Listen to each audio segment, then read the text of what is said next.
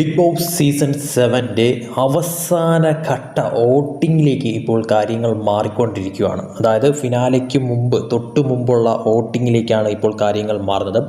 ഇപ്രാവശ്യം 7 പേരാണ് നോമിനേഷൻ ലിസ്റ്റിൽ വന്നിരിക്കുന്നത്. 100 ഒഴിച്ച്, അതായത് ടിക്കറ്റ് ഫിനാലെ കിട്ടിയ 100 ഒഴിച്ച് ബാക്കി എല്ലാവരും ഇത്തവണ നോമിനേഷനിൽ വന്നു എന്നുള്ളതാണ് ഞെട്ടിക്കുന്ന ഒരു കാര്യമെന്ന് പറയുന്നത്. തീർച്ചയായിട്ടും എന്താണ് സംഭവിക്കാൻ പോകുന്നത്?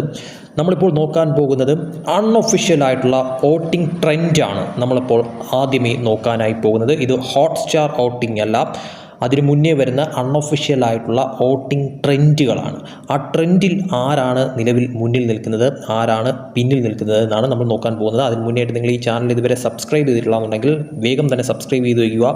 ലൈക്ക് അടിക്കാൻ ആരും തന്നെ മടിക്കരുത്. വോട്ടിങ്ങിലേക്ക് പോകുമ്പോഴത്തേക്കും അൺഒഫീഷ്യൽ വോട്ടിംഗ് ട്രെൻഡ് നമ്മൾ ആദ്യം നോക്കുമ്പോഴത്തേക്കും തുടക്കത്തിൽ കാണുന്നത് അനീഷാണ് നിലവിൽ 1-ാം സ്ഥാനത്ത് തുടക്കത്തിൽ നിൽക്കുന്നത് എന്ന് വ്യക്തമായി മനസ്സിലാവും. അനീഷ് നേടിയിരിക്കുന്ന വോട്ടുകൾ 2962 വോട്ടുകളാണ് തുടക്കത്തിൽ അനീഷിന് ലഭിച്ചിരിക്കുന്നത്. 2-ാം സ്ഥാനത്ത് പിന്നിൽ നിൽക്കുന്നത് അനുമോളാണ്. തൊട്ടു പിന്നിൽ 1988 വോട്ടുകളാണ് അനുമോൾ 2-ാം സ്ഥാനത്ത് നിന്ന് നേടിയിരിക്കുന്നത്.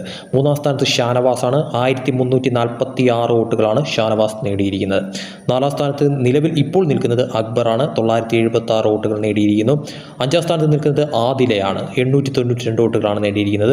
നെവിനാണ് ഇപ്പോൾ 6-ാം സ്ഥാനത്ത് നിൽക്കുന്നത്. 802 വോട്ടുകളാണ് നേടിയിരിക്കുന്നത്. ഏറ്റവും അവസാനം നിലവിൽ കാണുന്നത് സാബു മാനാണ്. 768 വോട്ടുകളാണ് നിലവിൽ സാബു മാൻ തുടക്കത്തിൽ നേടിയിരിക്കുന്നതെന്നാണ് ഇതിൽ നിന്ന് മനസ്സിലാവുന്ന കാര്യമെന്ന് പറയുന്നത്.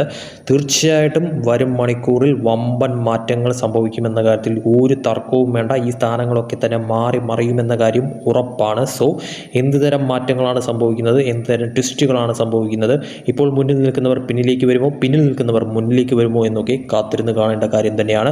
വോട്ടിംഗ് അപ്ഡേറ്റ് അറിയാനായിട്ട് നിങ്ങൾ ഈ ചാനൽ മറക്കാതെ സബ്സ്ക്രൈബ് ചെയ്യുക. അടുത്ത വോട്ടിംഗ് അപ്ഡേറ്റുമായി വീണ്ടും വരുന്നതായിരിക്കും.